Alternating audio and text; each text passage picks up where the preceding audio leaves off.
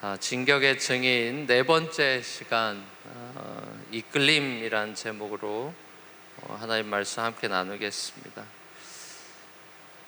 요즘 한국은 우리 조국이 일본과의 무역 전쟁으로 일본 제품 불매 운동이 한참인 것 같습니다. 저도 이 세상의 악과 불의에 대해서 알리고 저항하는 것은 마땅하고 또 필요하다 생각합니다.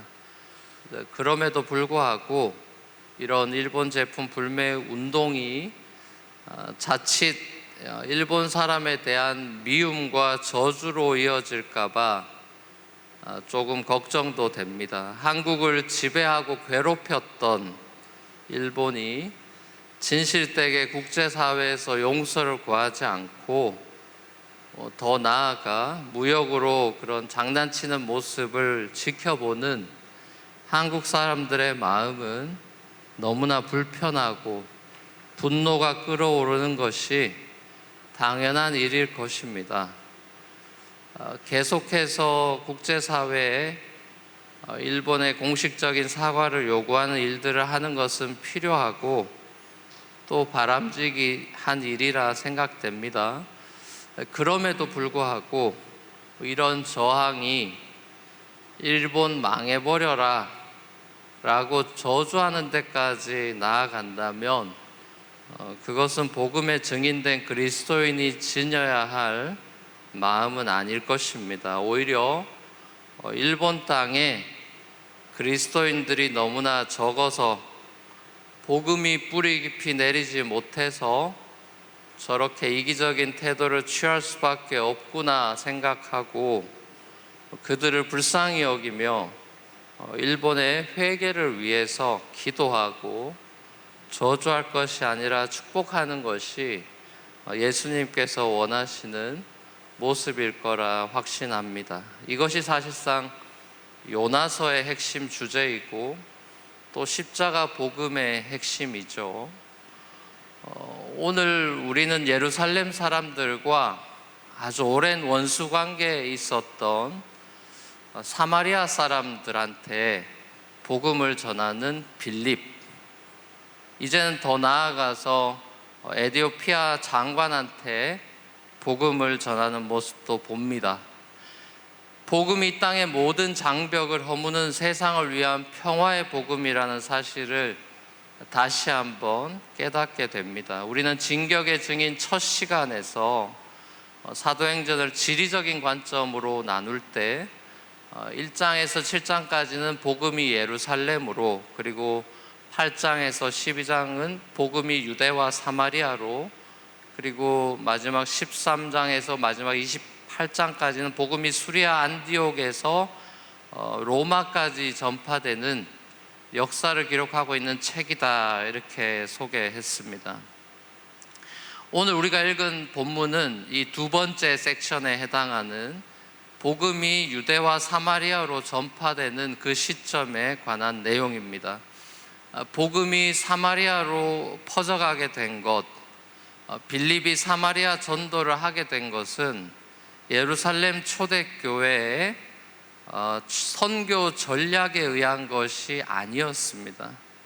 그러니까 8장 1절에서 누가가 밝히고 있듯이 초대교회를 향한 유대교회의 너무나 큰 박해 때문에 초대교회 성도들이 유대와 사마리아 땅으로 피할 수밖에 없는 상황으로 인한 것이었죠. 지난 시간 우리가 살펴봤듯이 예루살렘 초대교회 사도들 외에도 소위 7 집사라고 불리우는 7명의 성령이 충만한 지도자들이 세워졌습니다. 그 중에 스데반 집사님이 복음을 전하시다가 돌에 맞아 이제 순교해서 사도들보다 사실상 제일 먼저 기독교 순교자가 되죠. 이게 바로 오늘 본문 앞장 7장의 내용입니다. 스데반의 순교를 시작으로 사도로 회심하기 전의 인물, 우리 나중에 보게 된 바울, 사도로 회심하기 전에 바울, 그때 당시만 해도 쓰였던 그 이름은 사울이죠. 사울.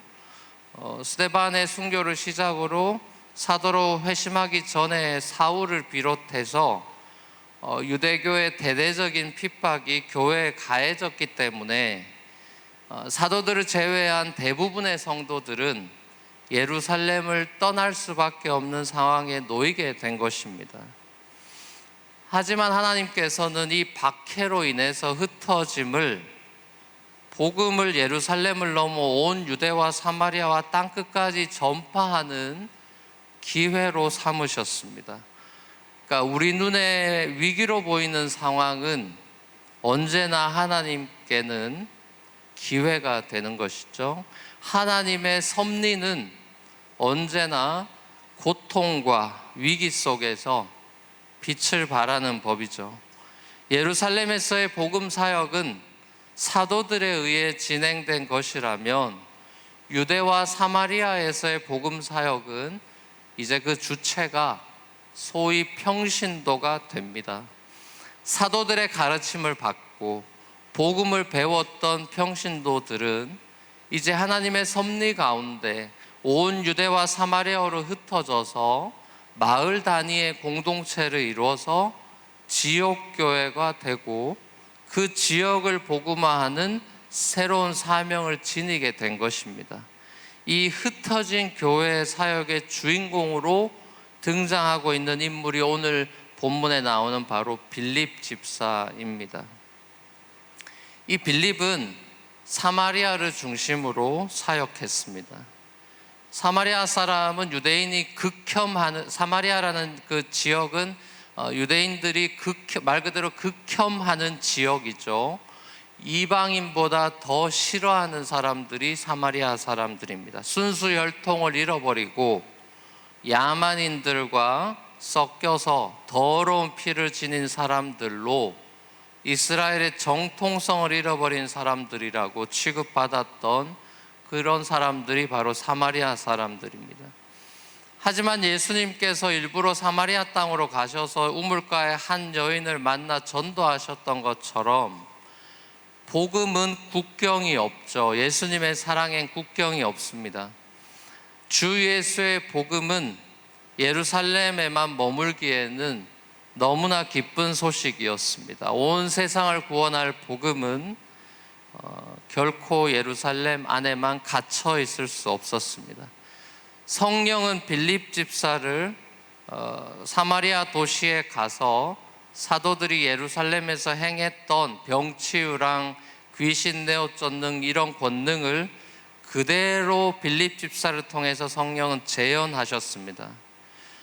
여기서 우리가 알 수 있는 사실은 빌립을 비롯한 소위 초대교회 7 집사들은 그저 과부한테 그 구제사역 나눠주는 거를 전담했던 행정적인 집사가 아니었다라는 사실을 알 수 있는 대목이죠.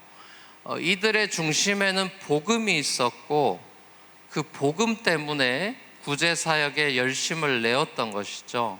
이 빌립이 성령의 능력으로 사도들과 똑같은 일들을 사마리아 도시에서 행하는 중에 그 도시의 제일 유명한 마술사였던 시몬이란 사람도 복음을 믿게 됐습니다. 이 빌립의 사마리아 지역 이 사역의 소식이 예루살렘에 있는 사도들한테도 전해져서 베드로와 요한이 사마리아를 이제 방문하게 됩니다. 이때 시몬이라는 이 회심한 시몬이라는 전직 마술사가 사도들이 딱 와가지고 사람들한테 이렇게 베드로와 요한이 안수를 하니까 성령이 임하는 것을 봤어요. 그래서 사도들의 능력에 너무 놀라서 야, 이 성령의 능력 주는 이런 거 나도 좀 해보고 싶다. 이래서 그 능력을 돈으로 사고 싶다고 사도들한테 이야기합니다. 시몬은 복음의 그 위대함에 놀란 것이 아니라 기적의 그 능력을 원했던 것이죠. 하나님의 선물인 성령을 돈으로 살려는 그의 발언에 대해서 베드로가 열받아가지고 너는 그 돈과 함께 망할 거다 이렇게 저주를 퍼붓죠. 물론 물론 이제 그 뒷부분에 회개하라고 또 얘기하는 장면이 나오지만 너는 그 은과 금 때문에 망할 거다 이렇게 이야기합니다.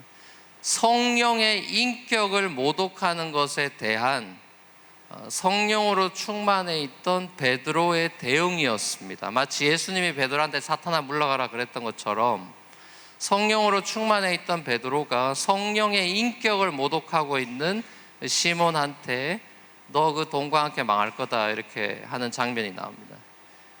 성령은 내가 맘먹을 때 써먹을 수 있는 그런 내공이나 마술이 아니라 성령이 나를 통해 역사하시는 것이라는 사실을, 내가 성령을 오라가라 하고 마음대로 쓸 수 있는 도구가 아니라 성령은 엄연한 하나님이시고 인격이라는 사실을 베드로가 이야기하고 있죠. 실제로 여호와의 증인은 삼위일체를 믿지 않을 뿐만 아니라 성령을 그냥 force로, 힘으로 이야기하지 인격으로 이야기하지 않기 때문에 여러 가지 여호와의 증인이 이단인 여러 가지 이유 중에 특별히 이 부분도 있는 것입니다. 빌립이 왕성하게 사마리아에서 복음 사역들을 감당하고 있었지만 성령은 그를 블레셋 지역으로 내려가는 광야길로 가라고 이번에 말씀하십니다. 이 또한 신기한 일이죠. 사마리아에서 기적을 베풀고 복음 사역이 한참 물에 오르고 부흥하고 난리가 났는데 성령은 갑자기 사역을 중단하고 광야로 가라고 빌립을 이끄셨습니다. 광야는 우리가 알다시피 어떤 곳입니까? 인적이 드문 곳이죠. 많은 사람을 만날 수 없는 곳입니다. 복음 전도하기 좋은 곳이 아니죠. 성령이 왜 갑자기 사역 잘하고 있던 빌립을 광야로 가라고 하실까요? 성령이 왜 갑자기 나를 광야로 인도하시지라고 빌립이 질문하지 않고 빌립은 즉각 순종해서 성령의 이끄심에 따라 광야길로 내려갑니다. 그리고 그 광야길에서 누구를 만납니까? 아프리카 에티오피아 여왕의 모든 재정을 관리하고 있던 고위 장관을 만나게 됩니다. 요즘으로 치면 에티오피아 경제부 장관을 만난 셈이죠. 자, 그런데 이 사람의 특징으로 누가가 기록하고 있는 것이 주목할 필요가 있습니다. 내시였다 이렇게 쓰고 있습니다. 고위 장관이었는데 내시였다. 뭔가 약간 언밸런스죠. 고위직이긴 하지만 내시로서 살아가는 것에 대한 이 내시, 아프리카 이 이티오피아 내시라는 인물, 이번 주 제가 이 본문을 묵상하면서 빌립보다 사실 이 내시의 삶을 더 생각해 봤던 것 같습니다. 아프리카 이티오피아에서 고위직이긴 하지만 내시로서 살아가는 삶은 어떤 것일까? 좀 상상이 안 됐습니다. 인생의 고달픔이 있지 않았을까? 더욱 만약 이 사람이 구약 성경도 손에 있고 예루살렘 먼 거리까지 예배하러 갈 정도의 열심인 것을 봤을 때 본토 에티오피아 사람이라기보다는 디아스포라 유대인일 가능성이 높아 보이고 또 학자들도 그렇게 얘기하는 걸 많이 봤습니다. 이민자로서의 외로움과 또 내시라고 하는 외로움까지 더해진 그의 녹록지 않은 삶이 엿보여서 괜히 묵상하면서 마음이 짠했던 것 같습니다. 높은 지위에 올라가 있지만 여전히 목마름이 있어 보이는 사람입니다. 그는 예루살렘까지 가서 예배하는 것으로도 모자라서 예배하고 다시 그 먼 거리를 집으로 돌아가는 광야길에 덜커덩덜커덩하는 그 마차 안에서 열심히 두루마리 성경을 보고 큐티하고 있습니다. 여러분도 주일 예배, 여기 예배 끝나고 집으로 돌아가는 전철 안에서 차 안에서 다 큐티 하시잖아요. 뭐 놀라운 장면은 아니니까요, 그죠? 그 정도 열심은 우리 다 있잖아요, 그죠? 바로 유튜브 켜시진 않을 거잖아요. 자, 이 내시의 간절함과 하나님을 알고자 하는 열정이 돋보이는 것 같습니다. 성경을 읽지만 제대로 해석이 잘 안 돼서 궁금해하던 찰나에 길 가던 빌립이 다가와서, 이제 그 당시엔 성경 리딩을, 스크립처 리딩을 소리내서 크게 읽으니까 그 읽는 걸 듣고 지금 읽으시는 것을 이해하십니까? 이렇게 물었죠. 그러니까 이 내시는 가르쳐주는 사람이 없는데 무슨 수로 자기가 이걸 알 수 있겠냐고, 나한테 좀 가르쳐 줄 수 있겠냐 하면서 옆으로 타라고 합니다. 그래서 이 내시가 읽고 있던 성경 말씀이 그 유명한 이사야서 53장이었던 거죠. 사순절이나 성금요 예배 때 자주 인용되는 고난받는 종, 메시아에 대한 예언 구절이죠. 내시는 고난받는 종이 예언자 자신, 이사야 자기 얘기하고 있는 건지 아니면 다른 어떤 사람을 두고 하는 말인지 그거를 묻습니다. 자, 그러자 빌립이 이사야 선지자가 예언한 그 서퍼링 서번트는 바로 얼마 전 십자가에서 죽으시고 다시 살아나신 예수 얘기다라고 알려주면서 길거리 성경 공부를 통해서 예수에 관한 기쁜 소식, 곧 복음을 전하게 됩니다. 이 장면은 마치 누가복음 우리가 마지막에서 봤듯이 부활하신 예수님이 엠마오로 내려가던 두 제자들한테 길거리 성경 공부해 주면서 구약이 다 내 얘기다 라는 것을 깨우쳐 주셨을 때 그들의 마음이 뜨거워졌던, 성령이 그 마음을 변화시켰던 장면을 연상시킵니다. 내시가 마차 안에서 소위 구약의 복음서라 불리는 제5 가스펠이라고 불리는 그 이사야서를 시작으로 복음을 풀어주는 빌립의 전도를 받고 회심하고 기쁨으로 광야에 때마침 나타난 그 오아시스 옆에 가서 물 세례를 받게 됩니다. 복음은 이제 이 내시를 통해서 아프리카로도 전해지게 된 거죠. 하나님 나라의 복음 이야기는 언제나 한 사람의 이야기입니다.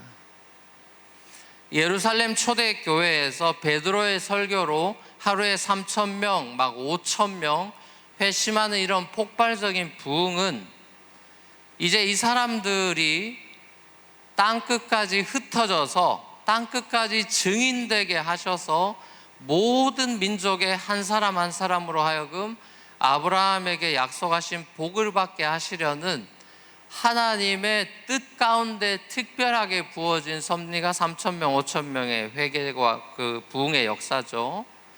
성령은 이 복음의 이야기, 구원의 스토리를 완성하기 위해서 지금도 교회를 통해서 하나님의 사람들을 통해서 일하고 계십니다. 중요한 사실은 이러한 사도행전적인 성령의 역사는 성령의 이끄심에 순종하는 사람들을 통해서 펼쳐진다는 사실입니다. 성령은 모두에게 임하실 수 있지만 아무나에게 임하시지는 않습니다, 여러분.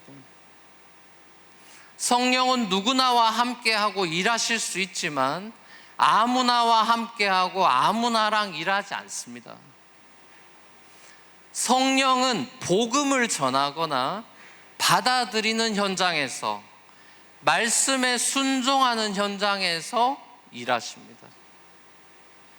성령은 당신의 교회와 사람들을 하나님의 섭리와 계획 가운데 이끌어 가시는 분이죠. 그리스도와 함께 십자가에서 죽고 그리스도와 함께 부활한 교회와 성도는 이제 그 누구도, 이 자리에 있는 그 누구도, 여러분이 만약 성령을 세례받고 성령 받았다면 이 자리에 있는 그 누구도 이제는 자기 뜻대로 자기 마음대로 인생을 살 수가 없습니다. 성령께서 그 사람의 삶을 이끌고 가십니다. 사마리아 시를 들었다 놨다 하는 큰 부흥도 맛보게 하시지만 사람 없는 광야길도 걷게 하실 것입니다. 억울한 핍박과 박해 속에서 신앙생활하게도 하실 겁니다. 삶의 터전을 하루아침에 잃어버리고 디아스포라로 낯선 땅으로 흩어져서 새로운 삶을 출발하게도 하실 겁니다. 초대교회 성도들은 먹고 살려고 예루살렘 떠나야만 했지만 하나님은 그들을 먹고 사니즘에 충실한 사람으로 내버려 두지 않고 복음을 증거하는 증인으로 삼으셨습니다. 나중에 흩어진 곳에 사도 바울을 통해서 지역교회를 곳곳에 세우시는 것입니다. 사랑하는 여러분, 이게 하나님의 섭리죠. 예전에는 여러분이 내가 왕년에 참 뜨겁게 청년부 시절 조금 더 어린 대학생들은 내가 중고등부 때 막 이러면서 예전에 내가 정말 뜨겁게 신앙생활 했었는데 요즘은 왜 이러지? 이런 생각이 드십니까? 옛날에 청년부 수련회 가서 막 눈물 콧물 흘리면서 주님께 헌신한다고 손들고 찬양하고 그랬는데 오늘 주일 예배는 찬양 끝날 때쯤 와가지고 셀폰 좀 보다가 벌써 설교야 하는 설교 또 보다가 설교 본문 찾다가 또 카톡도 보내고 뭐 부모님께 문자도 하고 간만에 쉬는 시간에 또 이렇게 다른 것도 좀 보고 스스로 생각하고 내가 왜 이렇게 변했나? 그런 생각이 드십니까, 여러분? 요즘은 복음에 매여서 성령의 이끌림을 받는 삶이 아니라 세상이 주는 압력 속에서 왠지 모를 두려움 속에서 먹고 사니즘에 허덕이고 살고 계십니다고 느낍니까, 혹시 여러분이? 자, 그렇다면 여러분들이 오늘 예배 가운데, 오늘 말씀 가운데 기억해야 될 거는 이겁니다. 지금 여러분이 이 상태에 있다면 이걸 기억하셔야 돼요. 여러분이 예수님을 구주로 영접하고 세례받고 성령을 선물로 받았다면 성령은 여러분을 떠난 적이 없습니다, 여러분. 왔다 갔다 하시는 분이 아니에요, 여러분 같이. 예배 잘 드렸다 못 드렸다 이런 분이 아니죠. 성령, 여러분이 예수를 구주로 영접하고 세례받고 성령을 선물로 받았다면 성령은 여러분을 떠난 적이 없어요. 변함없이 함께하고 계십니다. 다만 여러분이 성령의 이끄심을 거부하고 있거나 아니면 외면하고 있는 거고, 그렇기 때문에 여러분이 성령의 임재를 못 느끼고 있을 뿐이죠. 주관적인 느낌이죠, 쉽게 말하면. 이 팩트가 아니라 나한테 성령이 없는 것 같아 라는, 그거는 팩트가 아니고 느낌이죠. 그리고 내가 멀어져 있는 거지 성령이 나에게 멀어져 있는 게 아니죠. 자, 그렇기 때문에 여러분이 다시금 성령의 충만을 받고 성령의 역사에 나도 옛날처럼 동참하고 싶다. 자, 그러면은 여러분들이 다시 붙잡아야 되는 건 뭐냐 하면은 복음입니다. 복음. 그 마음이 있다면 나도 좀 성령의 충만함을 받고 이런 사도행전의 이런 역사의 주인공처럼 나도 빌립 지사처럼 이렇게 막 축지법도 쓰면서 여기 갔다 저기 갔다 막 하고 싶으면은 내공을 쌓아서 되는 게 아니고 어디 다리 꼬아서 요가해서 되는 게 아니라 여러분들이 붙잡아야 될 것은 복음이에요. 복음. 나의 성공과 나의 꿈을 위해서 성령을 갖다 쓰려고 했던 시몬의 모습은 아는지 돌아보고, 광야길로 인도하시더라도 순종하고 그 길을 계획을 모르고 걸어갔던 빌립처럼 복음에 매여서 그 가장 기쁜 소식을 나 자신한테 먼저 다시 알리는 일부터 시작해야 됩니다. 내게 복음의 기쁨이 있는지, 그리스도로 인한 충만한 기쁨이 있는지를 먼저 돌아봐야 되는 것입니다.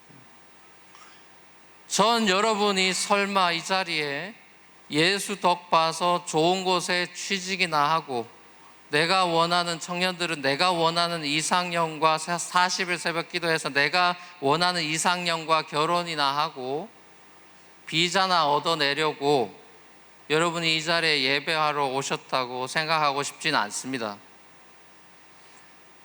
전 여러분이 다시 복음으로 무장되고 성령으로 충만케 돼서 세상의 압력에 저항할 수 있는 성령의 능력을 공급받으러 여기 이 자리에 오셨다고 믿어요.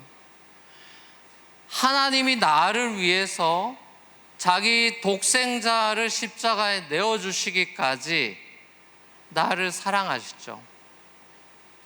하지만 하나님은 그 십자가 사랑으로 나 아닌 모든 사람들을 사랑하신다는 사실 또한 잊지 말아야 할 것입니다. 하나님은 사도나 집사들만 특별히 사랑하시는 것이 아니라 인생의 무게에 짓눌려 있는 에티오피아 무명의 내시도 사랑하십니다. 유대인만이 아니라 사마리아인도 에티오피아인도 사랑하십니다. 한국인만이 아니라 일본인도 사랑하십니다. 사랑하는 우리 뉴프론티어 교회 성도 여러분, 사랑에는 국경이 없습니다. 복음에는 국경이 없어요. 복음은 땅끝까지 전해져야 될 기쁜 소식입니다. 우리는 이 땅의 정치나 경제가 이 세상을 구원해낼 수 없다는 것을 특별히 요즘 눈으로 목도하고 있습니다. 공화당이 된다고 미국이 더 좋아진다, 민주당이 되면 더 좋아진다, 다 도찐개찐이죠. 한국도 지금 똑같죠. 보수가 되냐 진보가 되냐, 이제 정치에 여러분이 기대할 수 있는 세상은 아닙니다. 하나님이 지으시고 사랑하시지만 안타까운 눈으로 바라보시는 이 땅은 오직 옛날이나 지금이나 오직 복음과 성령으로만 변화시킬 수 있습니다. 오직 성령만이 한 영혼을, 한 도시를, 한 민족을 변화시킬 수 있어요. 그래서 우리는 기도하는 것입니다, 여러분. 우리가 나라를 위해서 기도해야 되고, 공동체를 위해서 기도해야 되고, 성령의 역사를 위해서 기도해야 돼요. 정치 잘해서 세상 바뀌는 게 아닙니다, 여러분. 어디 공화당에 투표하고 뭐 민주당 투표하면 그 사람들이 우리를 구원해 주지 않습니다. 그런 착각에서 벗어나야 돼요. 성령의 역사를 붙들어야 됩니다, 여러분. 그리고 우리가 기도하면서 한 영혼이라도 바꿔놓으려고 복음을 전해야 돼요. 증인 때문에 복음이 증거되는 것이 아니라 증인을 이끄시는 성령 때문에 복음은 여전히 수많은 곳에 현재 진행형입니다. 지금 무슬림권에 얼마나 많은 사람들이 영혼이 변화되고 있는지 여러분 잘 모르시죠? 알제리에 막 하루에 2만 명씩 집단 회심하는 일들이, 사도행전적인 일들은 무슬림권에서 지금 일어나고 있습니다. 공산권에서 일어나고 있고, 우리가 있는 미국이나 한국에서 이런 성령의 강력한 역사가 없다. 왜 없어요? 돈이 신이 되어 있기 때문에 그런 겁니다. 성령 능력 돈으로 갖다 쓰려고 하니까 그러는 거예요. 그렇지 않은 아무 은과 금 내게 없다고 선포하는 곳에서는 여전히 지금도 사도행전적인 병치유와 이런 기적의 역사들이 펼쳐지고 있다는 선교 보고를 받습니다, 여러분.